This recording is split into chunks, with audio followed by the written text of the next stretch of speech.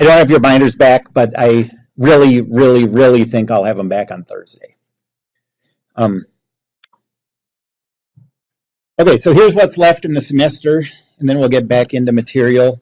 I think all we have left is we have a quiz on Thursday.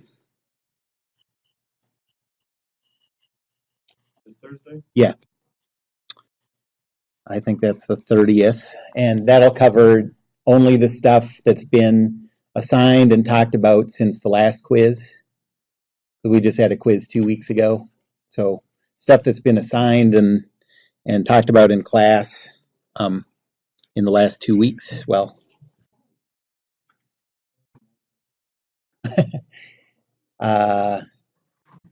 that's a funny question. Well,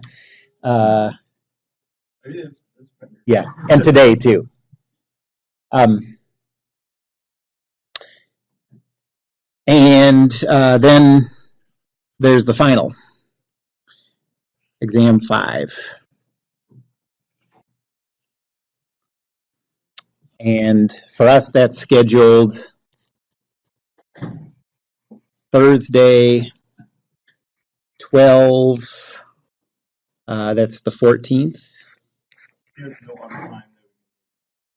I could probably work something out if that's a conflict. Just come talk to me as soon as you know. Well, yeah, then for sure. Yeah, we'll do it in the testing center or something. I mean, there's no reason to take 3 finals the same day. Okay. And I think ours is scheduled at 11. So yeah, just come talk to me about that. It's a pretty small class. That makes it pretty easy to make, you know, alternative plans. No. You know, I like the idea of group finals, but then it's like I got to give individual grades, and then presumably at some point you'll like go to different schools and work in different companies. Like if I could always know that you guys were gonna like stay together as a group, that's how I would do it, you know. Like that group was really good, you know.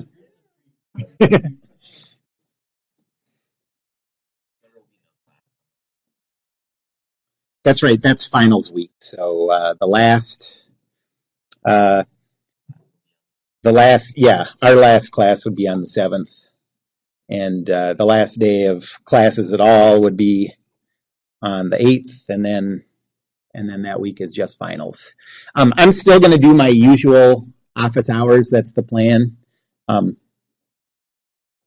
So on finals week, you know, I'll be at my usual office hours, and if you can't make those or whatever, and you want to schedule a time outside of that, I'd be happy to do that. Question?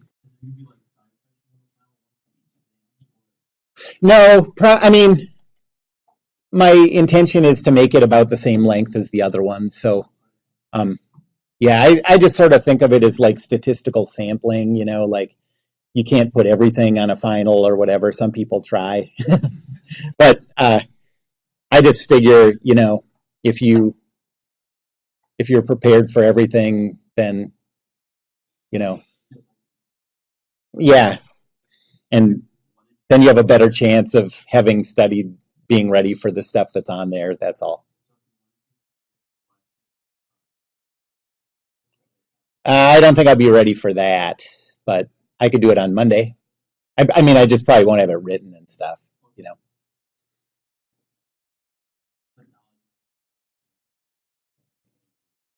That's right. Yep. And so, yeah, Monday. Let's say Monday is the earliest that I can offer the final to you. But any other questions? So 2 things left. All right. So last time.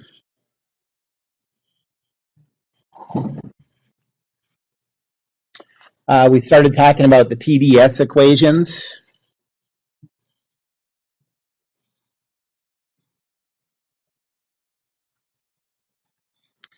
we went through the derivation. These two equations, the first one said TdS is equal to du plus P dV.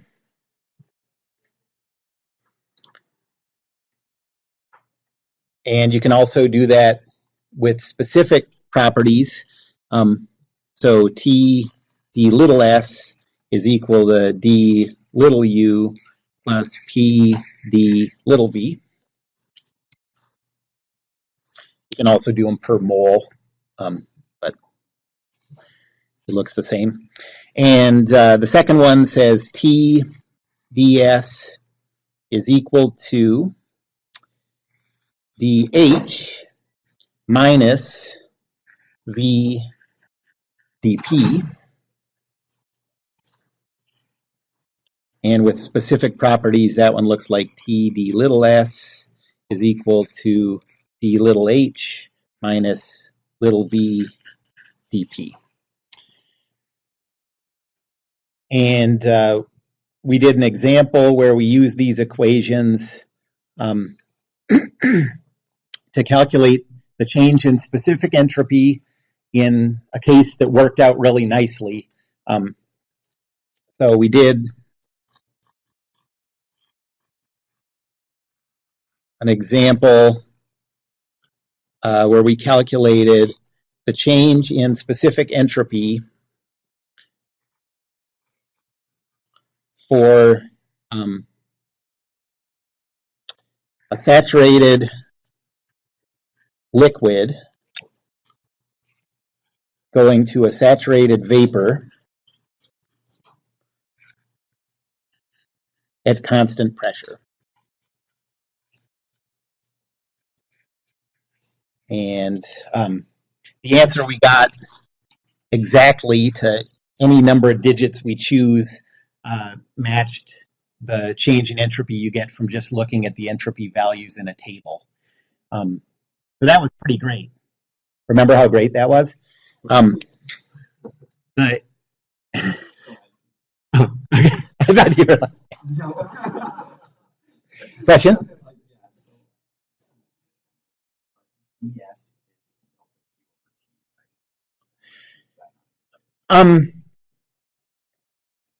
DS is, that would be true for a totally internally reversible process. So no, not for a real process, because like you can imagine if you have something with a lot of inefficiency, you can pour heat into that thing and it can still be steady state. All that heat's leaking out, or, you know. And so if you looked up the change in entropy for the two states, it's steady state, so it would say 0. But you know that your integral of delta Q over T is big. Okay, but for a reversible process, internally reversible, if your system is reversible, then that's true. Okay, so that made it seem really easy, this example that we did. But the reason it seemed easy is because going from, so if you're at a constant pressure, well, the pressure doesn't change, so you don't have any dP. And if you're at a constant pressure going from a saturated liquid to a saturated vapor, that means the temperature doesn't change. And so that just happened to be a really easy case. A lot of stuff dropped out of these equations and we were able to do it. In general, it's not going to be that simple. So now I want to talk about two cases where it's not as simple as this example. Okay, so let me get this in the notes.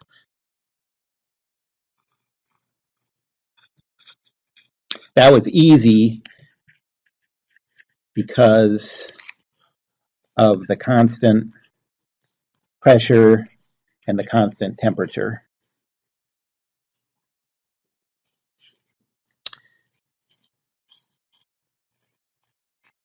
In general, it's harder than that.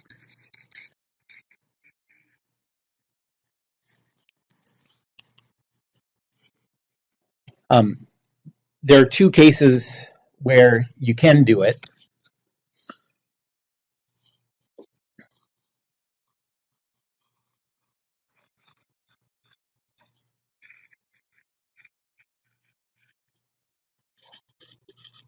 Let's say there are two cases where you usually have enough information to calculate the change in entropy.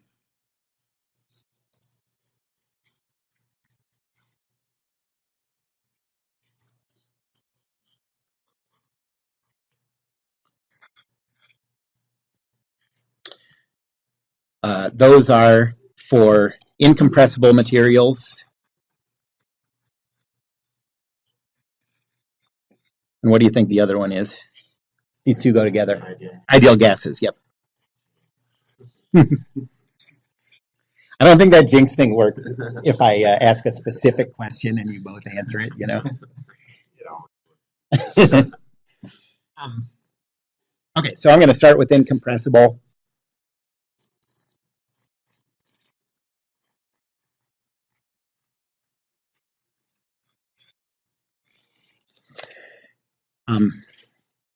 And what do we know about incompressible materials?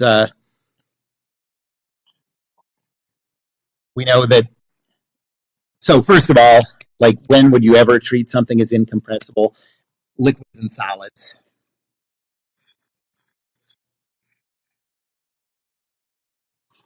And even in those cases, you want to be careful if there's too big a change of temperatures. But yeah, so let's talk about the overall assumptions. We assume that there's not much change in density. In other words, there's not much change in specific volume. So specific volume is a function of temperature only, or often we'll assume that it's constant.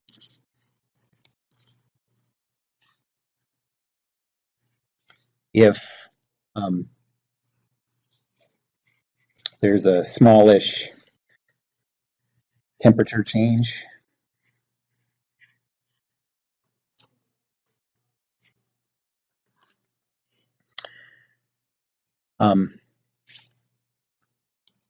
We'll assume that the internal energy is only a function of temperature. So the pressure doesn't affect the internal energy very much. And then we know that CV, we're always going to treat as being equal to CP. We'll just call that C.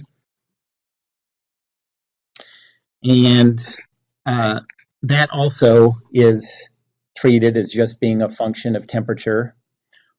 And again, that's often treated as constant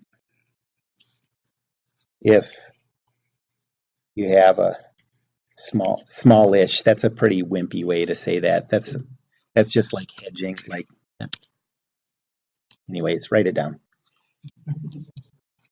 So if you have a smallish temperature change.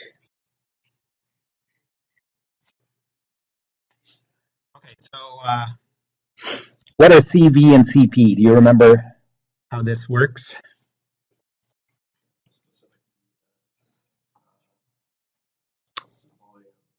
Remember the mathematical definitions? So CV is the partial of, yep, with respect to temperature. Yeah, good. At constant specific volume. So this isn't, these are the assumptions, right?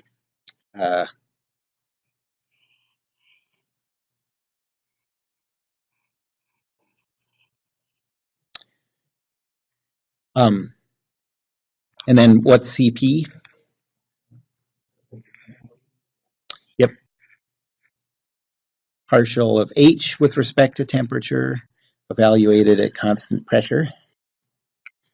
Okay, well,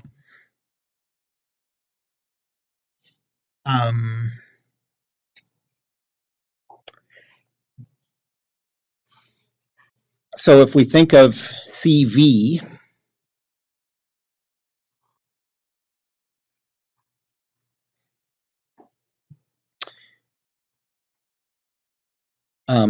if we have an incompressible,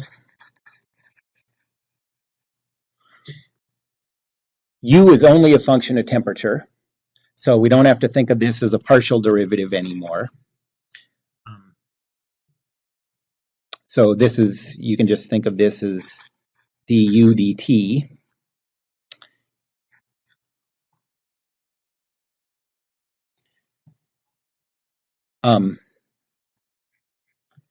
And that says that du is equal to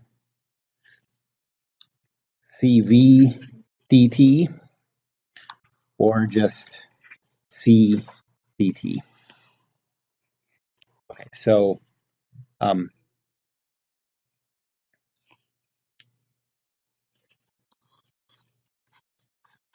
so this new fact that we're going to use, actually, I think we've talked about this before, but for incompressible materials,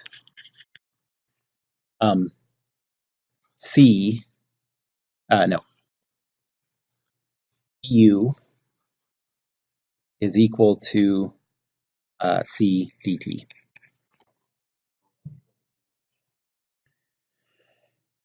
dH is, that is U plus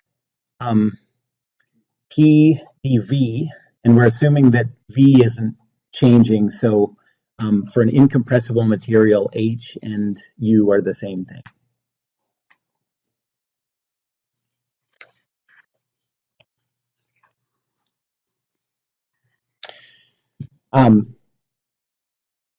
Okay, so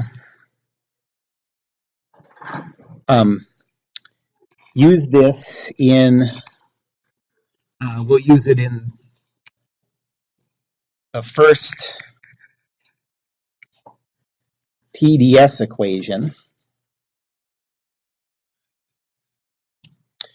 So T ds is equal to du plus P dV.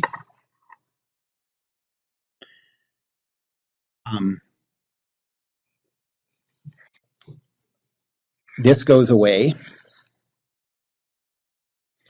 And so we have T ds is equal to C dt.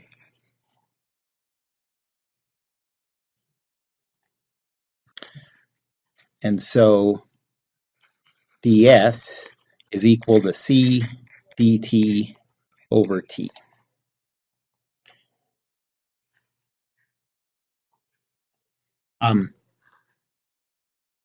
There are two cases where you can use this to calculate changes in entropy.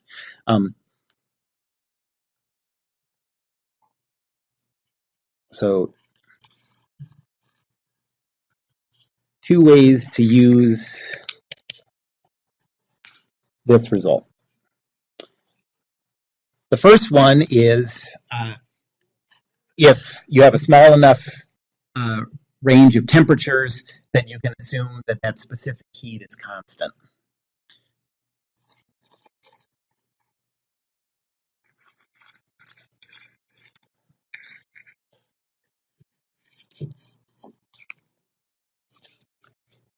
So then we assume that C is constant.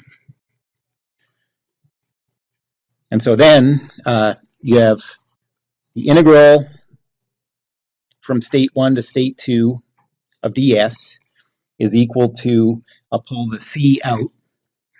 You have the integral from state 1 to state 2 of dt over t.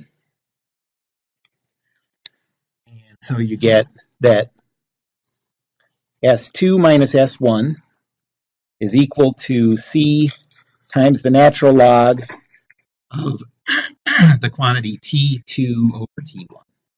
You don't have to worry about the absolute value because those are always positive.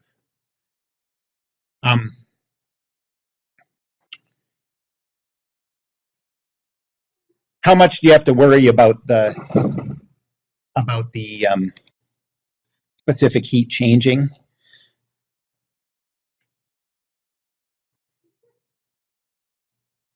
Let's see.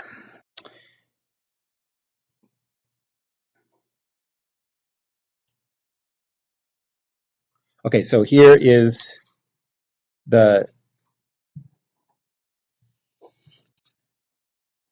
how the specific heat for water when it's a liquid changes as temperature changes. This is for just atmospheric pressure. You know, this would look different at different pressures.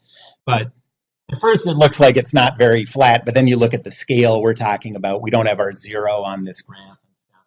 And that change is pretty tiny no matter what. You know, even if you go the whole range from the freezing point to the boiling point, the range is only from 4.18 to 4.21 in whatever joule units it has there.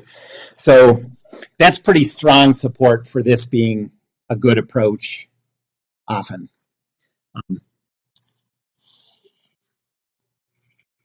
So this makes you feel comfortable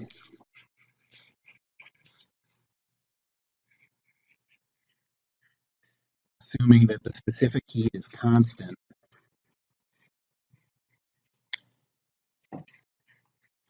Most of the time.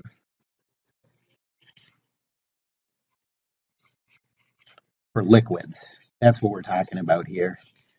Well, we're talking about solids too, but that doesn't end up being that important in this class. So if you're going to make this assumption that C is constant, and at least in this one case, it looks like a pretty good assumption, then here's how you can calculate the change in entropy.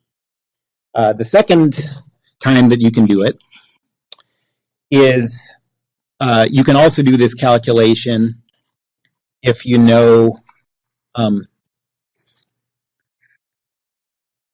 heat as a function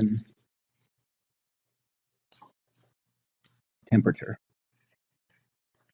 Okay, so you might be able to find like polynomial coefficients that will let you calculate C as a polynomial, and then you can actually, then you won't be able to use this form because this form we got to by assuming that C was constant.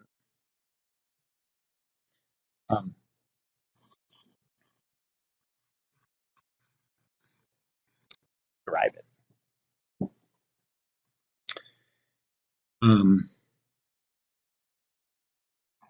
Any questions about that?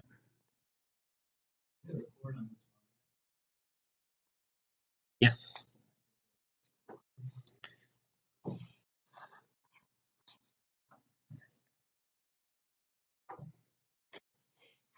Okay, so let's do an example.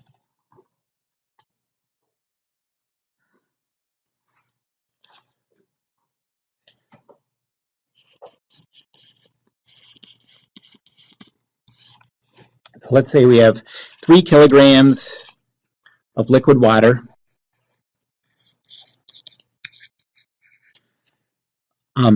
Starts at a temperature of 300 K. I was thinking of Celsius. That wouldn't make any sense. And a pressure of 2 bar.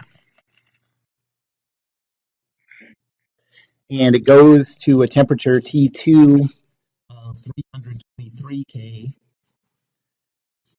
And a pressure P2 of 1 bar. And we want to know what's the total change in entropy, capital S.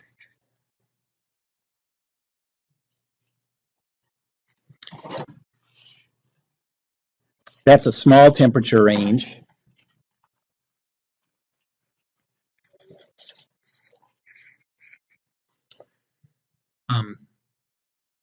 And if you look at, a graph, something like this one that gives you, that lets you choose a specific heat that kind of represents the middle of your range of values. A pretty reasonable one is 4.18. The units of that, well, that's times 10 to the third joules over kilogram Kelvin.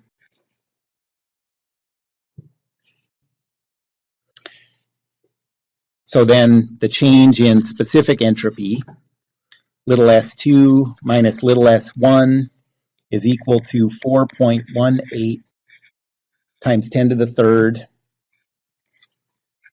times the natural log of 323 over 300.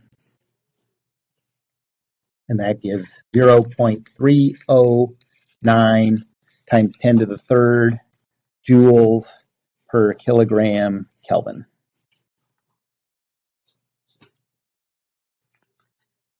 That's for the change in specific entropy. So for the change in entropy, you have 3 kilograms times what we got there.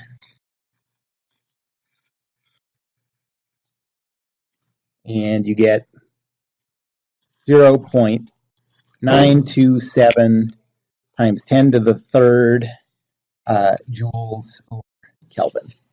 And the assumption that we made here, well, we made the assumptions associated with an incompressible material. There's some error there. And then we made the assumption that the specific heat was constant over this range. There's some error there. But if you do this from the values given in the table, you get a change in entropy of 0.924 10 to the third. So that's a pretty good result.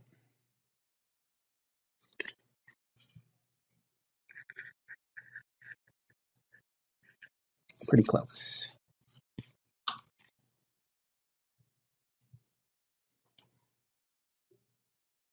Any questions about that?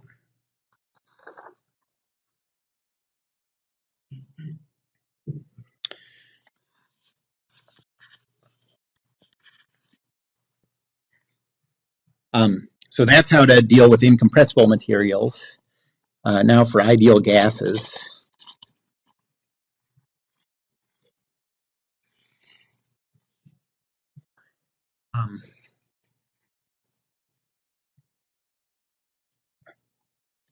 The assumptions that we make for ideal gases are, first, P times the molar volume is equal to the universal gas constant times the temperature.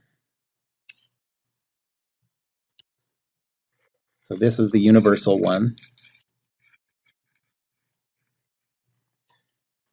And that's equivalent to saying that P specific volume is equal to RT, where this is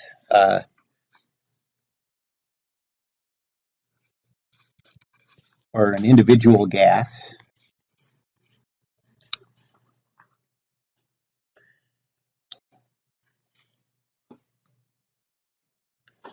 We also assume that the specific energy is just a function of temperature. We also assume that the specific enthalpy is just a function of temperature. And it has a really simple relationship with the internal energy. So it's equal to the internal energy plus R times the temperature. That's the R for that individual gas.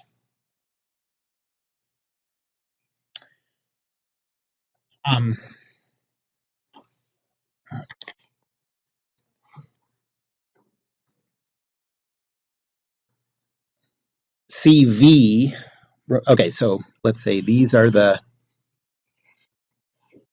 assumptions for an ideal gas.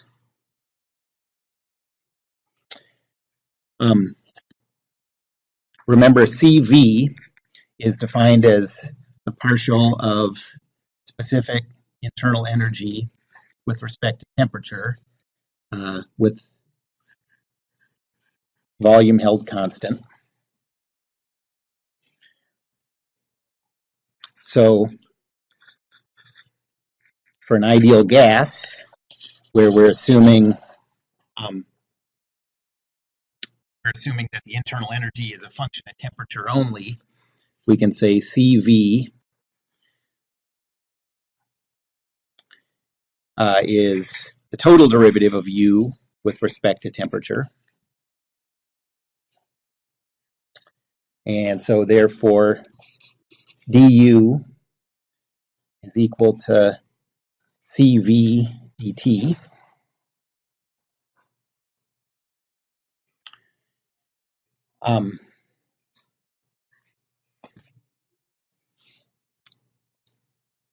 And CP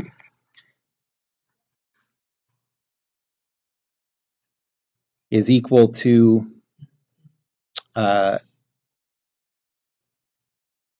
let's see, so that's equal to ddt of U plus RT.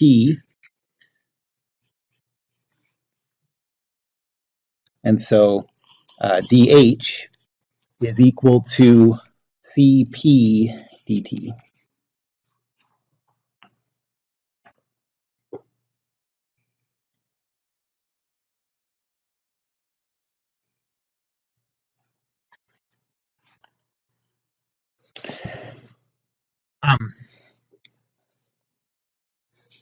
These you can treat as constant for small temperature ranges.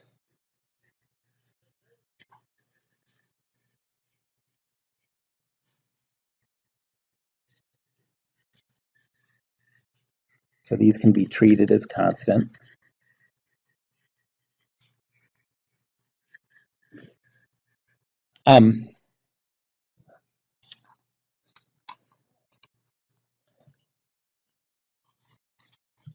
But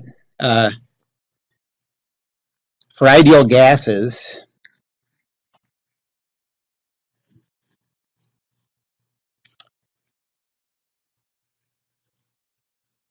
assuming a constant CP or CV,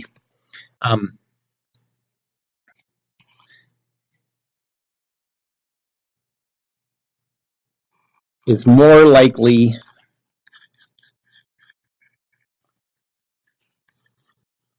to cause big errors, bless you,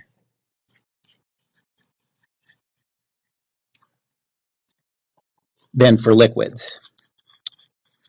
So this time, I'm going to break it up into the two pieces again, just like I did for incompressible materials. I'm going to talk about doing this calculation where you can assume that those are constant, and then I'm also going to talk about what you can do when you can't assume that those are constant.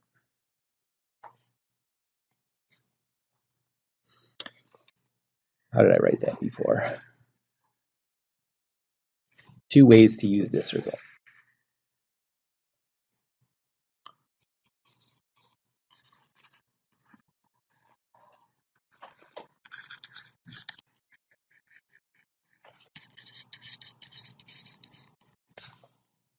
Okay, so the first one is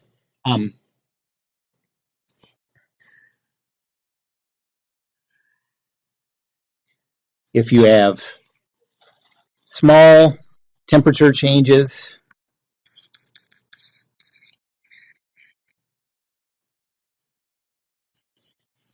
then you can assume CP and CV are constant.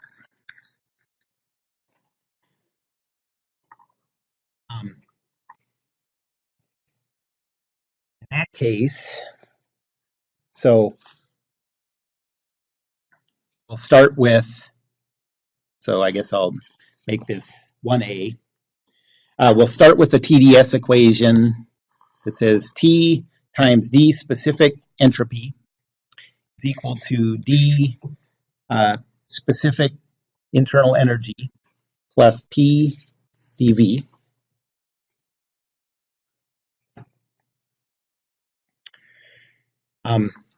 We'll use the fact here that so du is equal to CV dt.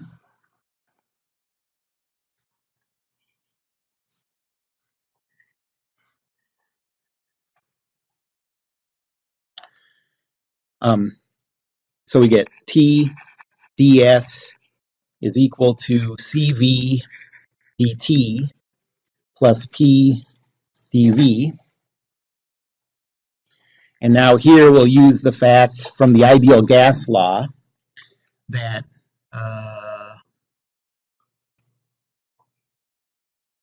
that P is RT over V.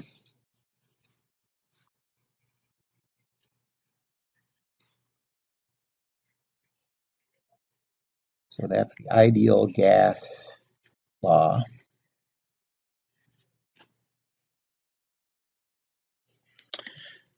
And so we get T ds is equal to CV d temperature plus RT dV over V.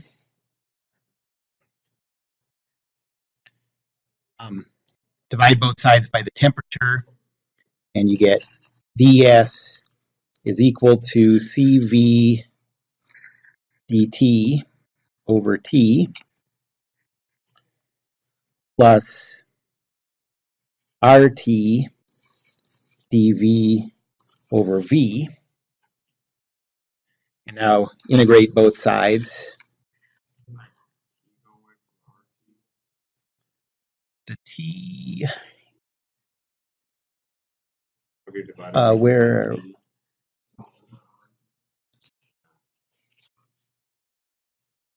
RT. Oh, yeah. We need to do that. Okay. So R dV over V.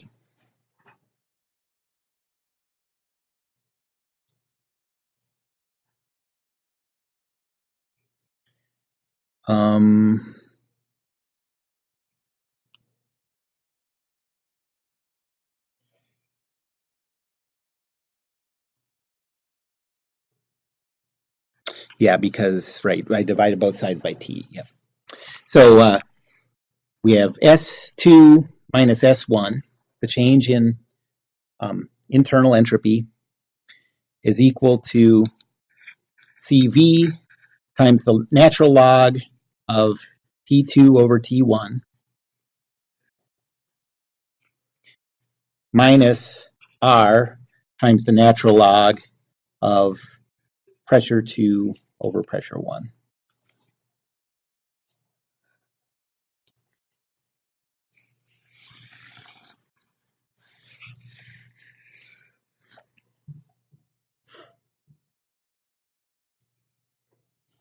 And then you can do the same thing with the second TDS equation. Any questions about that one?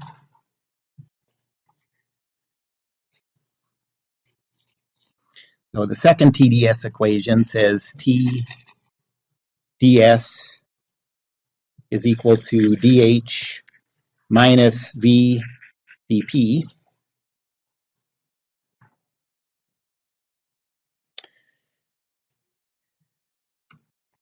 Up here we saw that dH is equal to Cp dt, so make that substitution.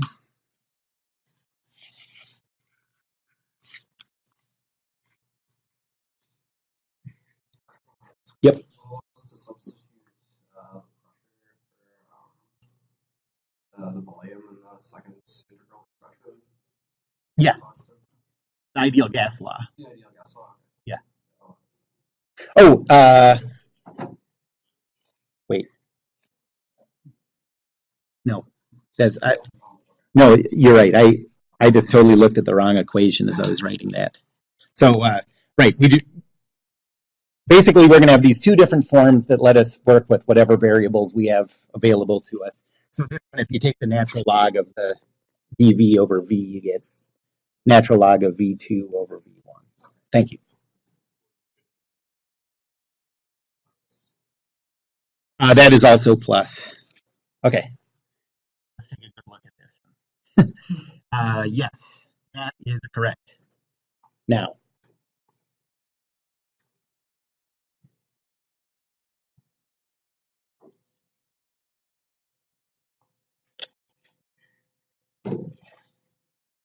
okay, so now we're starting with the second TDS equation. This one is the negative. That's I just got off looking at these. We'll first make that substitution for the increment in enthalpy. So T ds is equal to Cp dt minus VdP. Then here we'll use the ideal gas law. V is equal to RT over P. So T ds is equal to Cp dt minus RT dP over P.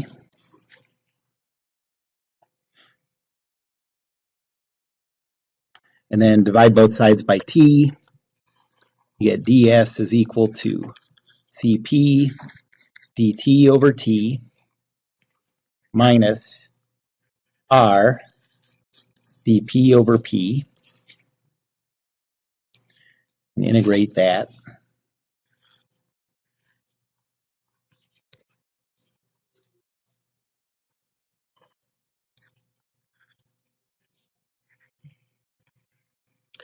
And you get that S2 minus S1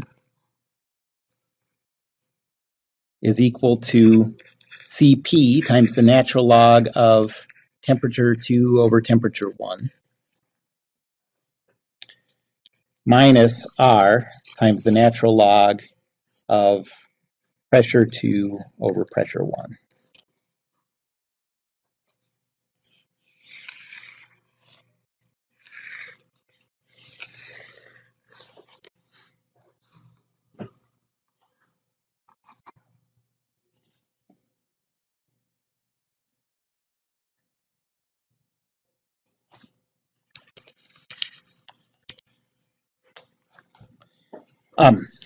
So a case where you could use this,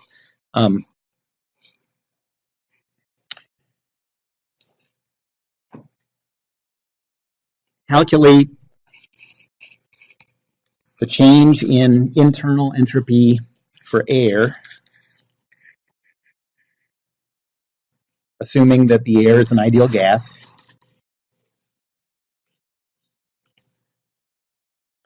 as it goes from temperature 1 of 300 Kelvin,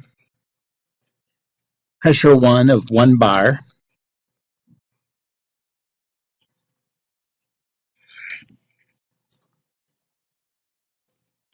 to temperature 2 of 400 Kelvin,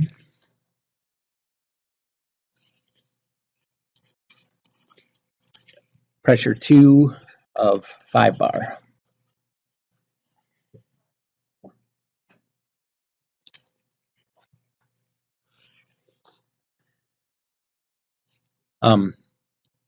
If you look at a range in the middle of these temperatures, you can choose a CP of 1.008, just right in the middle, kilojoules per kilogram Kelvin.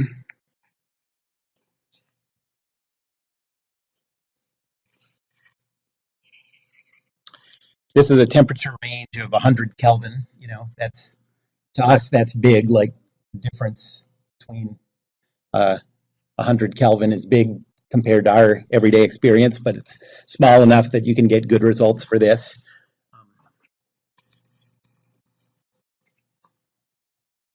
And so the change in internal entropy is equal to 1.008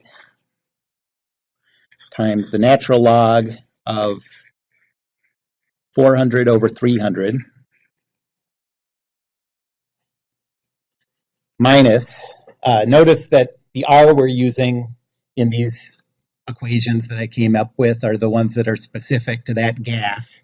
So our R is 8.314 divided by molar mass of air. So 28.97 times the natural log of 5 over 1. It doesn't matter for pressure whether we're in bar or pascals or whatever, because they're all, it's just a proportion between them that we care about, and their zeros are all the same thing.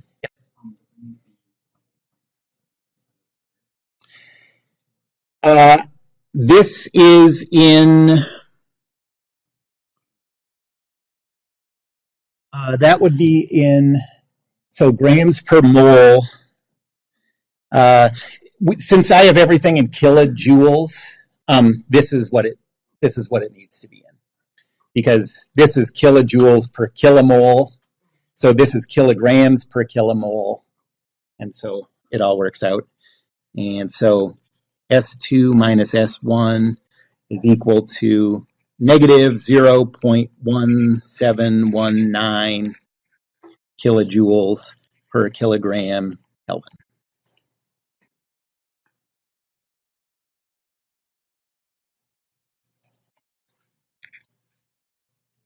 Where'd you get that CP? From like that same graph?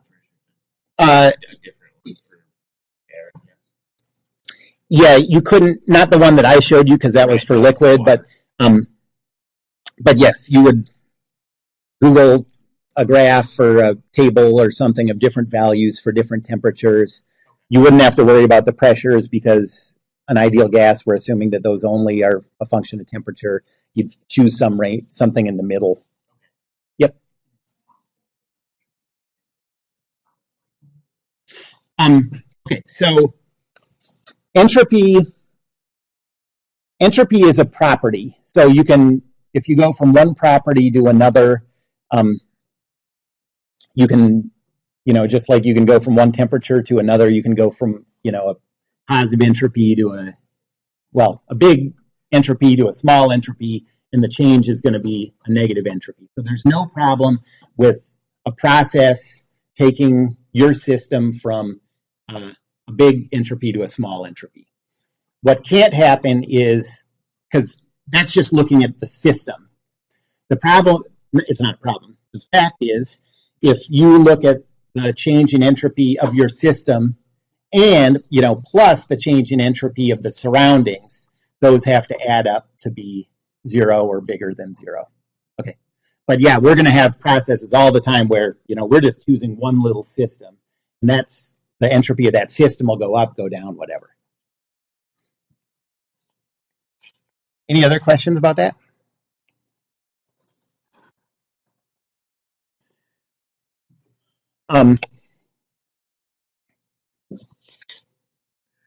Okay, so this was all if we have a small enough temperature change that we can assume that these are constant.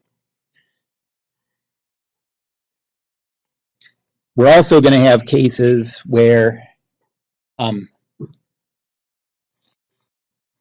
we can't assume CV and CP are constant,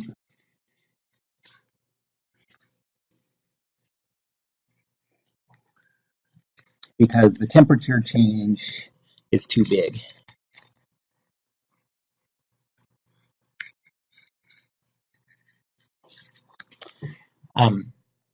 When that happens, because this is something, so there was nothing like this for liquids, but for ideal gases, since this is something that you have to do pretty often, we can use values in the table to come up with this. They'll list table values that we can use.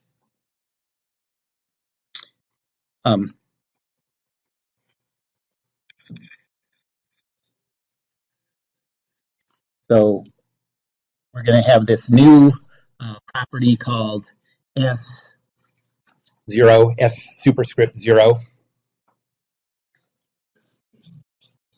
And these are values that are given in the ideal gas tables.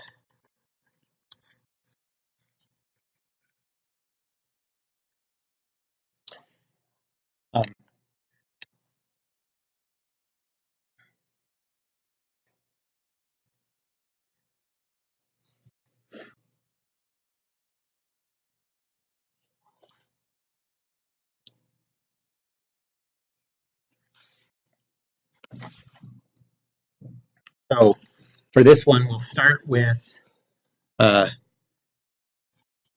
TdS, specific entropy, is equal to dH minus VdP.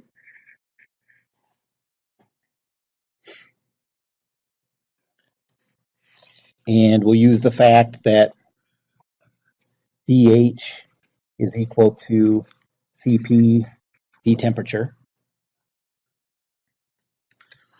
So we get that TdS is equal to Cp d temperature minus, I have some extra stuff going on here. This should just be Vp.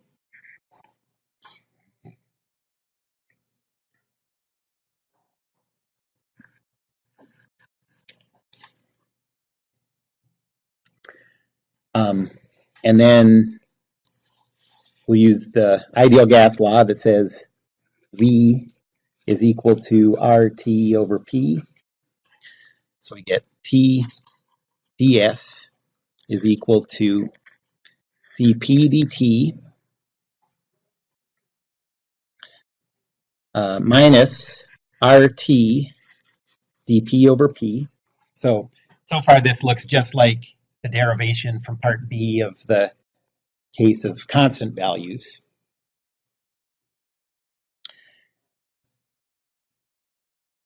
Divide both sides by the temperature and you get ds is equal to Cp dt over T minus R dP over P.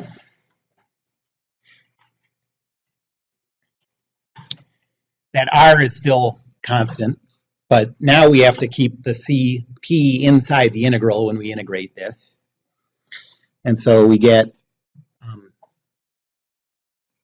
the integral from state 1 to state 2 of ds is equal to the integral from state 1 to state 2 of Cp dt over T.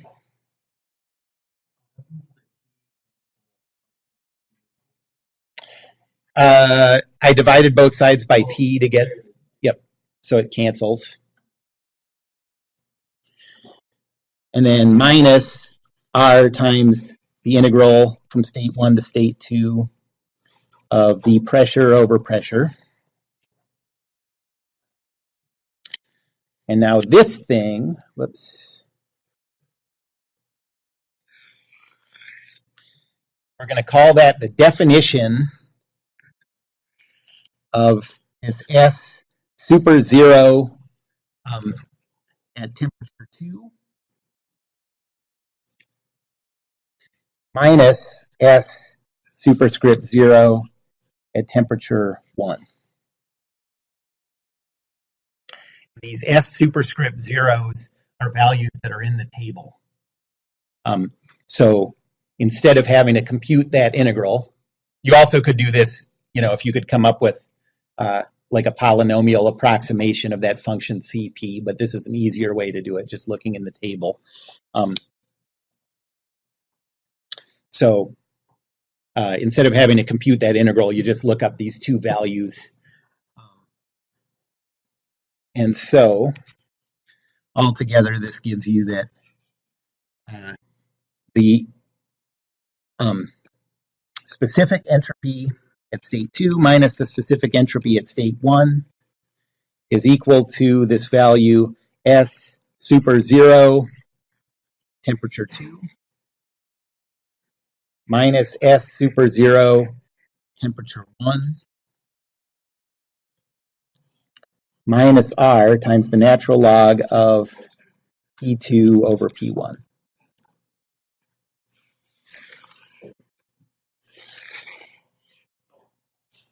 Yes.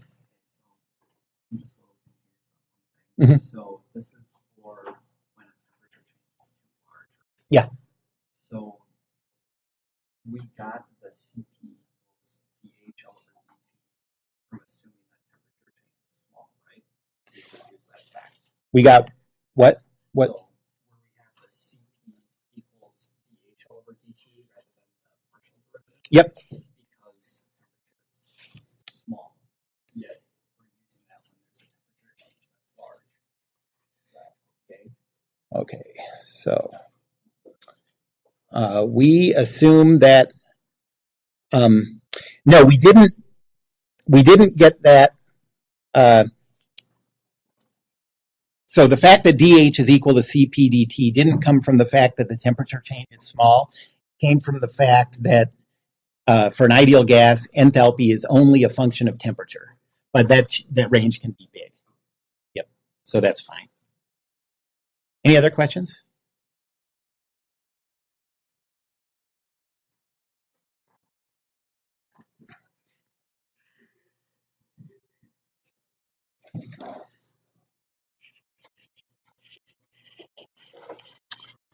Okay, so let's say that we're talking about air.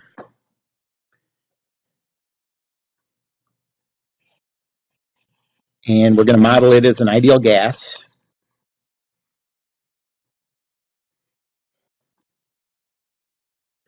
And it starts with a temperature of 300 Kelvin and a pressure of 1 bar.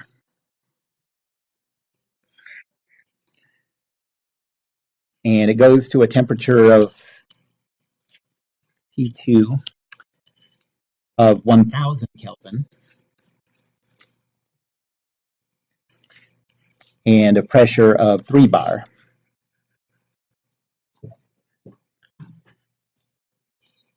And we want to calculate the change in specific entropy.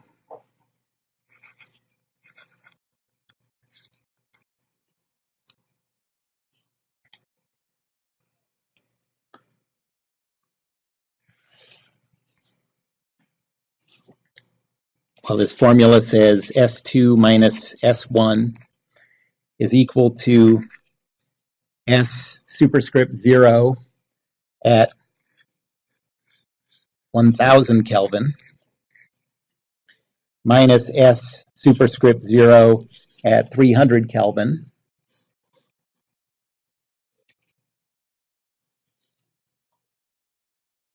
minus 8.314 divided by 28.97, that's R, times the natural log of P2 over P1, so 3 over 1.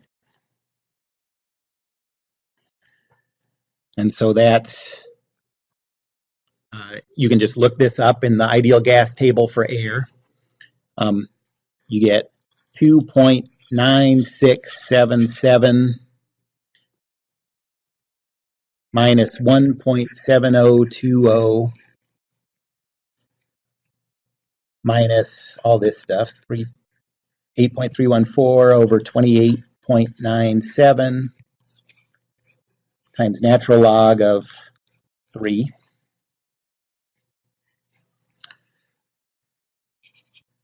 And so the change in specific entropy is 0.9504 kilojoules per kilogram Kelvin. Okay, so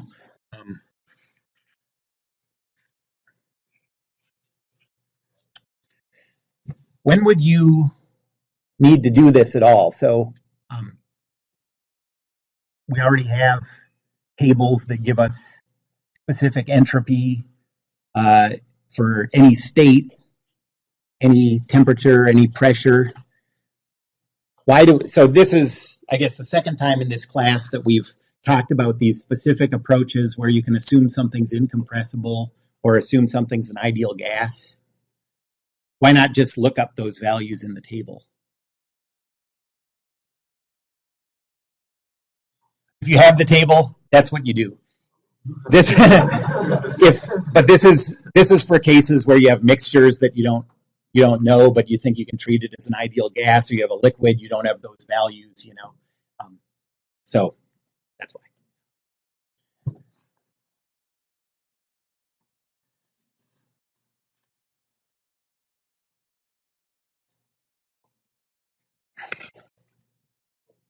Okay, so now this is now we have ways to calculate the entropy for whatever we're dealing with at whatever state it's in.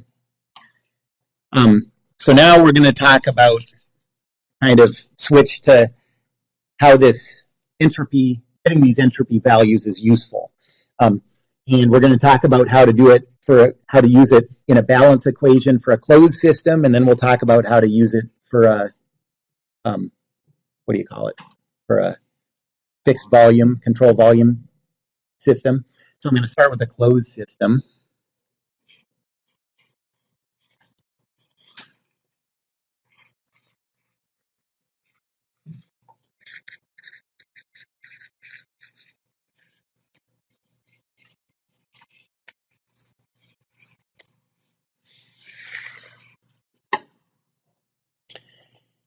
And the basic idea is that the change in entropy is equal to the net entropy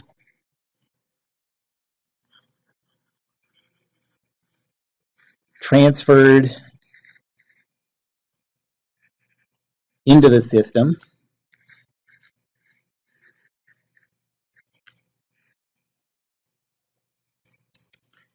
plus the entropy that's produced.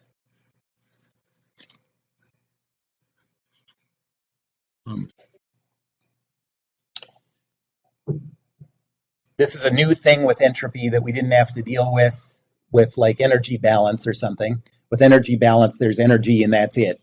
But entropy now is, you know, the idea of entropy is that when you have irreversibilities, friction, stuff like that, entropy is actually produced.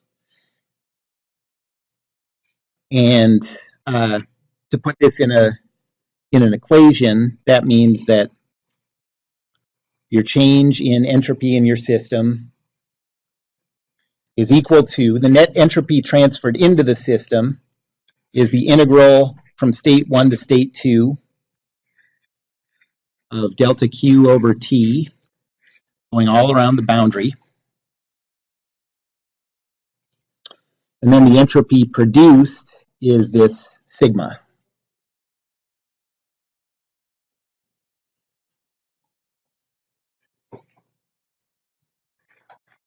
Or we've, like with energy balance, we had a few different forms that we used, and it'll be the same here. We can also write this as an infinitesimal increment of entropy is equal to delta Q over T around the boundary plus delta sigma. Use the circle integral symbol because it needs to be over a cycle. That's right.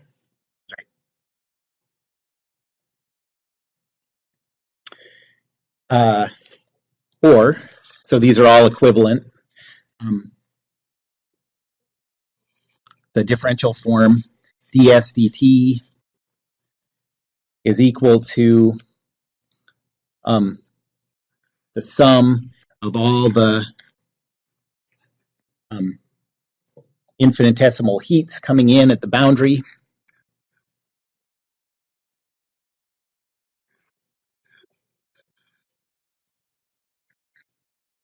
plus the rate of entropy production.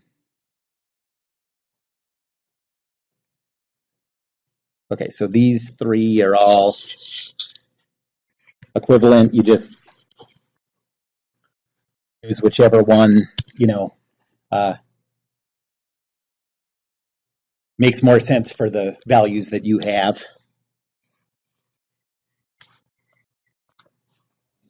Okay, so here are some things to notice about this.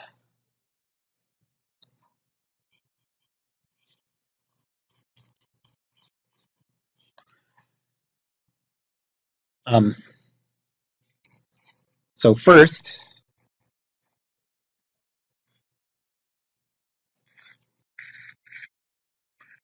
what do we know about sigma?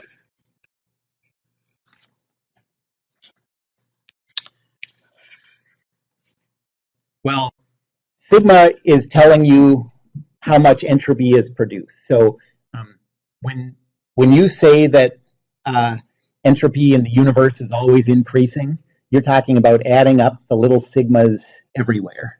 Okay. And so sigma can never be negative. You can't. There's no way to build a machine that reduces, that undoes entropy in the universe overall. So sigma equals 0. Mm-hmm. Yeah.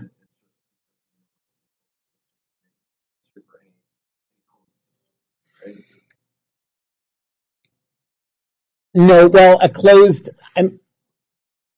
system, the way we define a closed system, just says that we're not changing which molecules and stuff we're looking at. So a closed system can still have heat transfer into it and stuff. The universe can't have heat transfer into it and heat transfer out of it.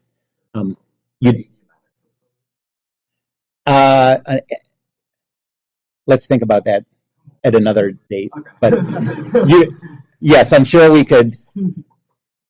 I'm sure that's probably useful to think of, like, what is the thing that makes. But I'm not going to do it right now. Okay, so sigma equals 0. If so, when is there 0 entropy production? Yep. If the system is internally, or the process is internally reversible, the system itself has only reversible things going on.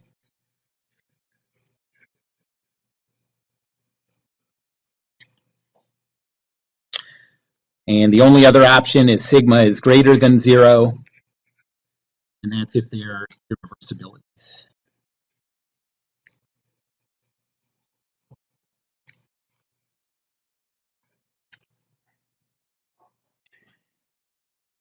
Okay, so that's what we know about sigma. What do we know about delta S?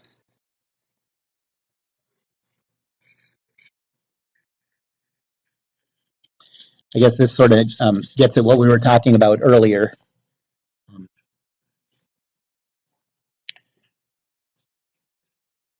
So this is somewhere, it's easy to get confused about this. Try not to.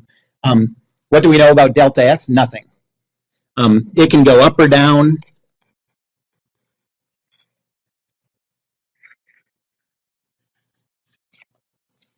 It can be positive or negative.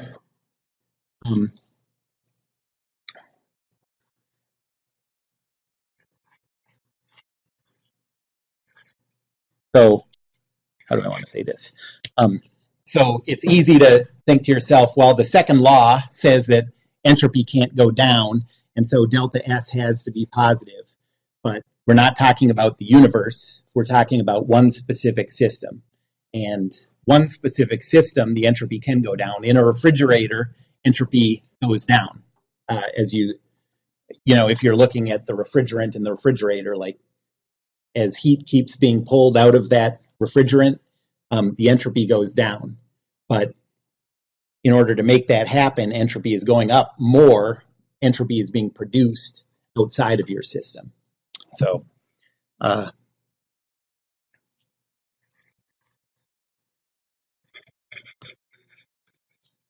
it's not subject to the second law.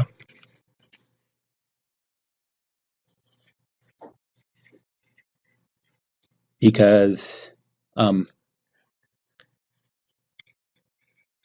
it's just the system.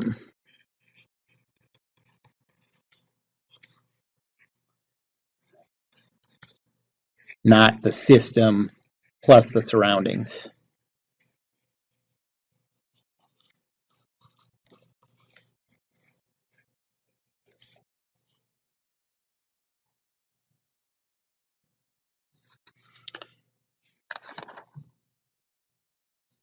Any questions about that? Okay, stop there.